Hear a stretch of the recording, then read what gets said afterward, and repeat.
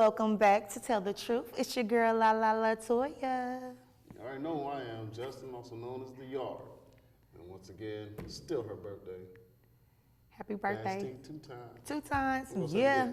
say 2 times. We miss her. I totally miss her. Yeah. She's here with us in spirit. But, Yes. you know, the physical form is elsewhere. Yes. She's partying. She's going to party like a rock star today. So, Oh, yeah, got to, man. You know, you only got one life to live, and your birthday only comes once a year. Yeah. It ain't nothing like Christmas or nothing where it can just fall on a Tuesday or a Wednesday. Oh, yeah, it does fall on like a Tuesday. Don't mind me. Hey, look. Don't mind me. We gotta get to the real topics of, you know, the world and what's trending right now. The incident with George Floyd, that is a very sensitive topic. You know, because I watched a couple of videos on that, and the most recent video that I seen is that the man is already passed, and the cop still had his knee on his neck, and there was people just standing there, and I'm like, man, the way y'all picking them up, first off, y'all still put them on a gurney with cuffs on, like, come on, man. He was unresponsive. He was already gone, man, and it hurt me, made me mad, and made me confused all in one drop. You know, it was like when you watch that video, man, it's like Very disturbing. Yeah, it's Very like disturbing. a run of emotions going through your body. And ever since then, not only Minnesota, Minneapolis, and it was the world that reacted to that. I just got chills. Yeah. Yeah, that I never thought I would see that in my lifetime. Me neither. Ever. Biggest protest move Yes. ever. Yeah. That right there, if you were alive during these times right now, you witnessed history, no matter what. You know, they killed him, and the world reacted, not just parts of the world. The world reacted to that situation. And I mean, it still upsets me to this day. I don't like to see no kind of violence, you know. Like, I don't know, most people that know me, I'm a pacifist. So, you know, I try to find solutions before it had to end to violence. Violence would be my last solution. And everybody that knows me knows that. Like, I just can't deal with the violence. I mean, we already have enough through the wars and, you know, terrorists, so-called terrorists. You know, they could be fighting for their freedom, but they're terrorists to America. I mean, if we're the greatest country in the world, why are we messing with other people? If we have everything we have, we shouldn't have to go to other countries and take their liberties and freedoms away from them because you feel like they're unjust. They're in their own country, man, you know. And as far as like what's going on here, the rest of the world reacted to what happened to George. And that lets you know what kind of times we're living in. We're not so free here in the United States of America. We don't have the same rights as other people. You know what I mean? That lets you know what is really going on, and the rest of the world sees that. So if the rest of the world sees what's going on behind the curtains, you know, they're gonna look at you like, you know, like Dorothy did when she went to where it was Oz to see Oz. Oh yeah, big loud voice, and then pull back the curtain, and this is little 4 foot tall guy. That's how the rest of the world is looking at the United States right now. Like, yo, what you doing back there, B? Like, yo, what your man? Like, what'd he do? I don't think he deserved that. Hands down, I don't care. He didn't deserve that. He didn't. But what I did love is everybody came together, and there was a lot of peaceful protests, a lot of them. And you know, I have to say this to you. You know what I'm saying? I got to be honest. I was born and raised in Nebraska. That's why I rep Nebraska. I've been here all my life.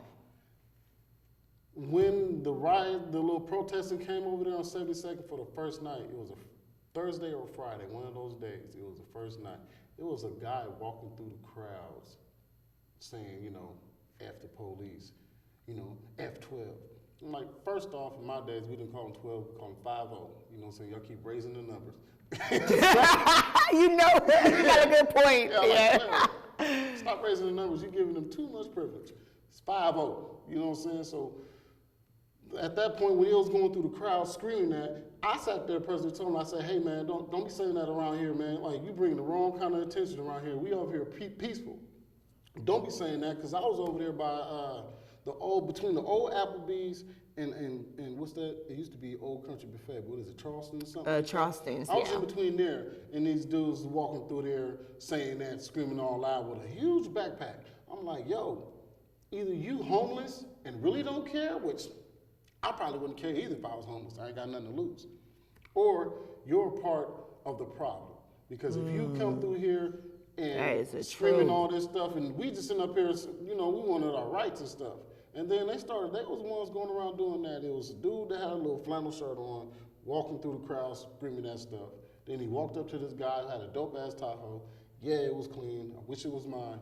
But when I looked in there, he had bats, he had boards, he had bricks, and he had all that stuff. Wow. So Yeah. they were coming to start trouble, and yeah. Exactly. So everything was peaceful, and I'm telling you, it was a couple of those guys, man, and I know bad apples. You know what I'm saying? Like, I already knew you ain't from here, man. I can tell by the way you walk, the way you talk.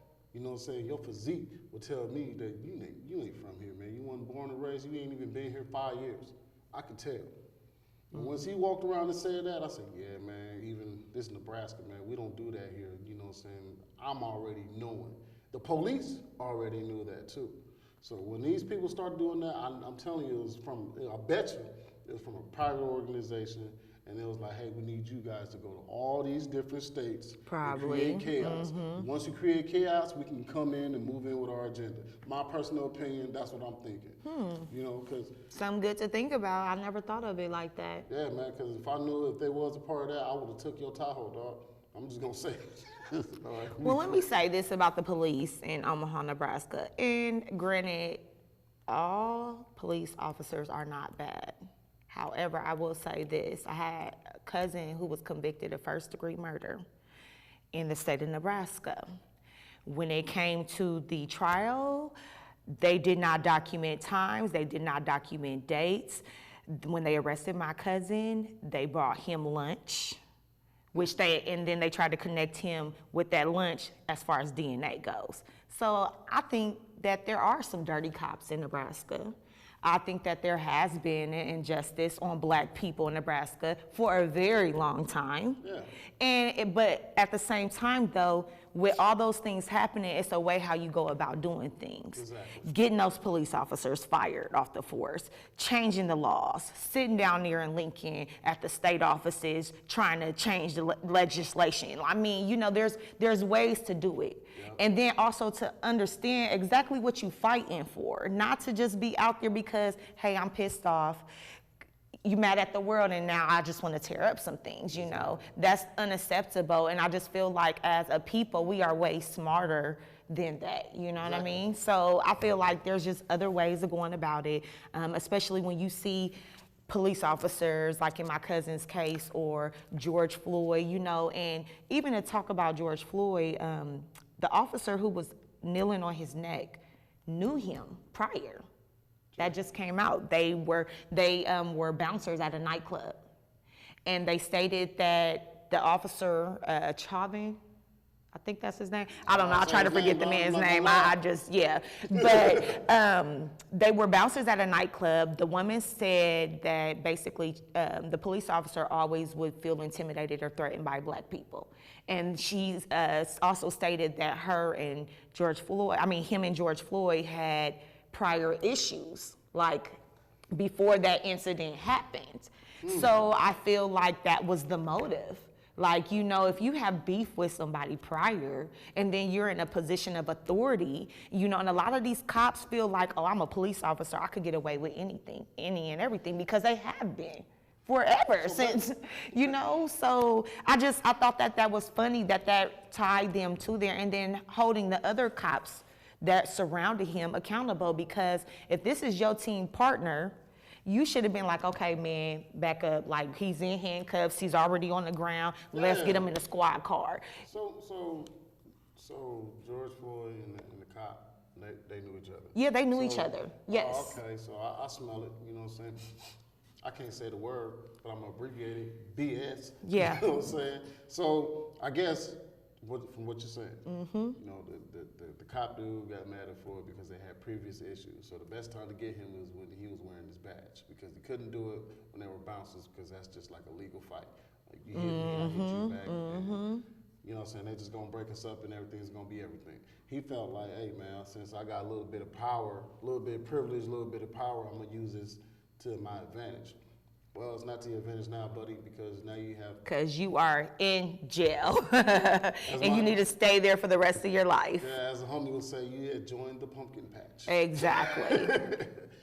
Yeah, man, I don't get all this, you know what I'm saying? And all the protesting, which is lovely. I love seeing all the protesting. Very empowering. But what I don't like I said, is those people with power and how they use it and abuse it, you know what I'm saying? Just like here in Omaha, when the dude James Sherlock, Oh, yeah. you know, he had, during his protesting, you know, he had passed, he had got shot or whatever. I didn't really look at all the videos, I was just hearing the stories.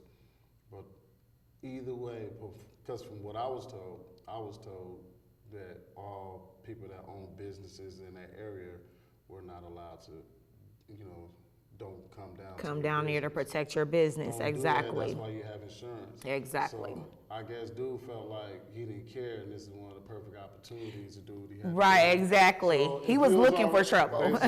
He was looking for trouble. And there's a lot of people that try to back his story, which is fine. You know, there's always two sides of everything, and I don't knock nobody that joins, you know, that try to verify his story or justify his end of the bargain. I'm not going to knock you on that. No, I'm not. But what I am going to say is if he already got the pre-warning not to go down there, you already had a motive in your mind to go down there and see what you can do. And obviously you knew somebody, you got away with it, and you're wherever you are right now. But I just want you to know, if you don't think you don't know, people know who you are. So if you decide to go to any one of those Walmarts, I suggest you taking the toilet paper out. Toilet paper out and just wrap them up in toilet paper and roll them down the street. Ain't even like somebody there. Oh, God. And it's a lot of things that came about this, you know what I'm saying? On top of all this protesting, and I would like to say this, because I didn't say it earlier, but you know, my condolences to the Floyd family. Yes. And rest in peace, George Floyd. And the James Skerlock family James as Skerlock. well. My condolences to you. And I stand with the people, you know. I think he was completely wrong, hands down. You could have just watched that from the news like everybody else. You could have watched that through social media like anybody else. If you would have did something to your business, you would have got to check out the deal and just would have called it what it was, you know. You didn't have to go down there and try to, hey man, this is what I do. You know, this is my club, you can't do that. I wouldn't have went down there. I'd have been like hoping, you know, my insurance people, they're well aware. So if you go in there, take whatever you can. Right, I'm going to get a big check in the mail to replace that. Obviously, you felt like you didn't want to do that. You want to feel like you want to be a vigilante, but you didn't end up being a vigilante. You watched yourself become the enemy. Yeah, that man is 22 years old. Young man lost his life for nothing. You know, and if you already knew about being a young man, you made mistakes when you were a young man. I made mistakes when I was a young man. So don't sit up there and try to say that he charged me, he did this, he did that. He was a young man, he was thinking quickly, and he reacted quickly. Well, he should have just took that whooping. I mean, back in my days, like, we didn't fight with guns and knives and stuff. We had hands, you know what I'm saying? So it's like, you win some, you lose some, you know what I mean? That's what I said. I think you had it in your mind to do. Yeah, of course. He was, first of all. Nobody else. I'm sorry. No, you good.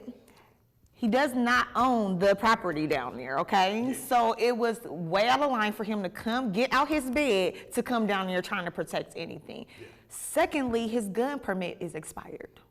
It was expired. But you know, there's loopholes to that, man. I found out about that, you know what I'm saying? Like, it depends, like, let's say, like, that day, if it was like a couple weeks that is expired, you have like I think it's a 3 to 4 month loophole. To where, you know, it's like a grace period in order to hurry up and so get basically, like, after it expired. Basically, this is what I was told. He was still legal to use it, but I still don't feel like it was rightful. Well, because they tried to say it was self-defense. How is it self-defense if you should have just stayed home? Exactly, but that's what they're using right You now. can't use that, man. That's just like one gang member from one side going to another gang's to enemy territory and causing problems and shooting somebody, talking about his self-defense. No. That's exactly Oh, what you know that where they're was. gonna be at instantly. Yeah, It's not. You knew where they yeah. was going to be at, just like the other gangs. You know what I'm saying? Like if one gang knew where the enemy territory was and you went over there, that ain't self-defense. That was premeditated. You knew exactly what was going to happen when you went down there, and you was like, I'm going to take my chances. That's what happened. I grew up on the streets. You know what I'm saying? So I knew. If you got a group of rioters and protesters in front of you in this certain area, and you're on the opposite end, you know, you're not a rioter or a protester. You're like somebody trying to protect your business. So you went to that area. If you go into the middle of the beehive, that ain't self-defense, homie. You was going down there to mess with the beehive. You went there to threaten their area. So that's the way I'm looking at it, and I'm gonna look at it like that, period, point blank. And I don't care what any official or anybody got to say. You know, you can find me on Tell the Truth on Facebook. On Facebook. You know what I'm saying? I don't care. You know what I'm saying? You knew who all those people were, and you went there. That's not self-defense. That was premeditated. You knew there was a crowd of people there. You knew there was a crowd of angry people there. So you was like, let me go ahead and take out a little bit of my anger. That's the way I feel. Yeah. And you know, and you definitely have a valid point with that. And on Facebook now they have this page called Outing Racism in Nebraska. So it's basically exposing like all the racist people in Nebraska, whether it be business, whether it be employees to companies, hospitals that we go to, places we buy from. I know Leavenworth Cafe, Coniglia, a couple of their family members were on the site just as of recent. We've always patronized Leavenworth Cafe, so I was actually kind of shocked and disappointed to read what I read. Yeah, I'm gonna be honest with you, man. Early that morning, I went and got me something to eat from there. Oh, I'm not shoot. gonna lie to you, man. I gotta tell the truth. I didn't get. No more pancakes and eggs and toast. No. Eating, me and my lady was eating. We was scrolling Facebook and was like, babe, look. And as I was still eating my food, I looked out and said, really? Now, was I gonna throw my food away? No. I was gonna finish eating, but I was like, I felt, you know, I'm not gonna lie, I felt kind of bad. You know what I'm saying? Because I like the Leavenworth Cafe, but Right. Me too. I have before. I've ate there a lot. Yeah, you what know. I'm saying?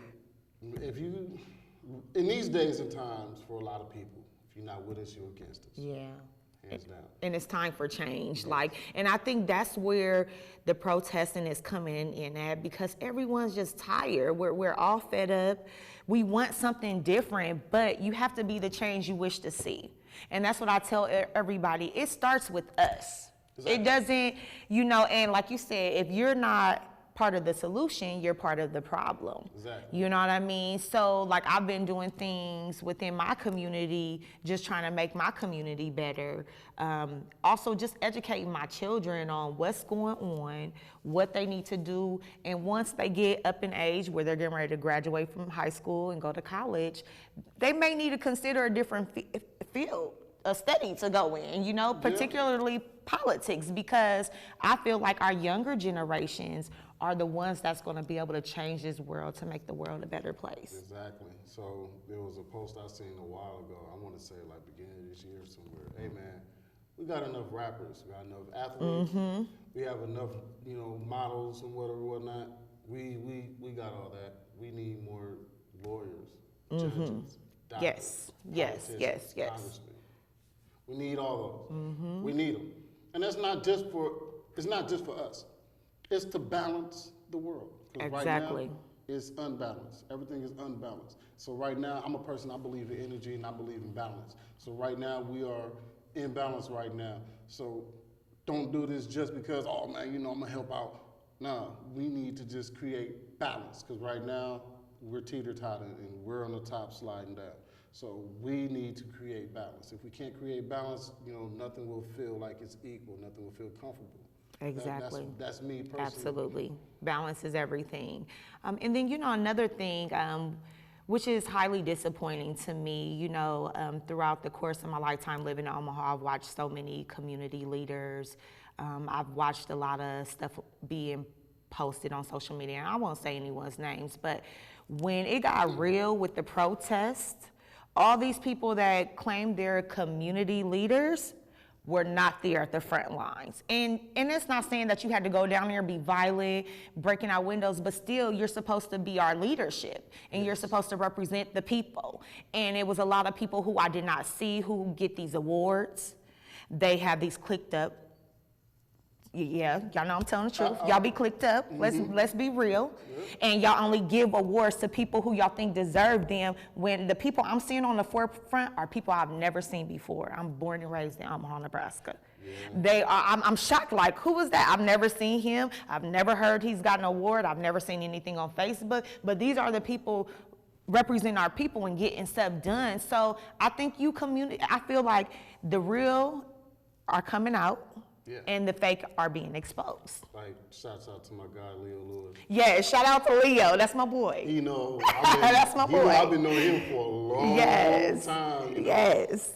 Shouts out to him. Yeah, shout out to Leo. Yes. A lot of love, man. And Leo's he's been a community activist for a very long time. And me personally, I always felt like the ones who were really doing something meaningful in the community never got the exposure they needed. They never got the credit that they needed. And actually, that was a conversation that we had. I'm just like, I've bought your coloring books that teach Black kids how to wash their face, brush their teeth, get dressed, stuff like that. I mean, and like nobody's doing that but him. So like I went to school with Leo. We graduated from North High, and always been a good dude. You know what I'm saying? So like I said, the time of the riots, the time of the protests is really exposing the fake, and the real is coming up to the top on the forefront. So for these we thank you. Yep, exactly. For these days right now. Yes, exactly. New leaders are being born. Absolutely. Yes.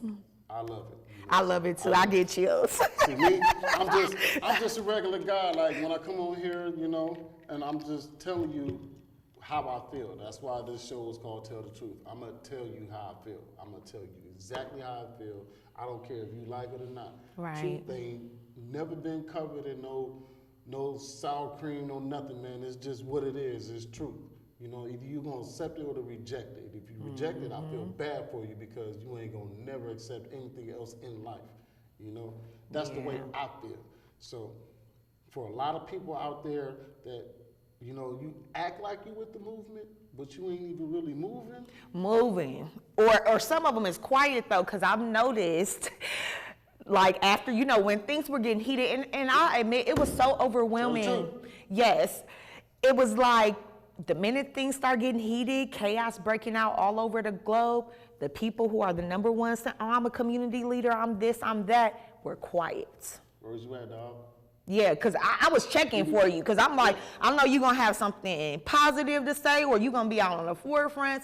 I did not see nothing. Even me, myself, I say something, and I'm going to start coming out a little bit more on subjects and matters, that relate to the community, the city, the state, the nation, the world. That's how it's supposed to be. So I'm going to start speaking up more and more. So you see this space right here? Eventually it's going to be cleaned up. We're going to get you a good barber. We're going to get you. We got you. We got you. Can't do nothing right now. Shouts out to my teacher, man. Maria, she always lined me up. But she didn't. Oh, Maria is dope, yeah. She's nice. But I'm just going to be honest with you, I'm saying? I'm going to start saying more and more on how I feel, and I'm going to just give it to you raw, Truth. That's what it is, I'm just going to tell you.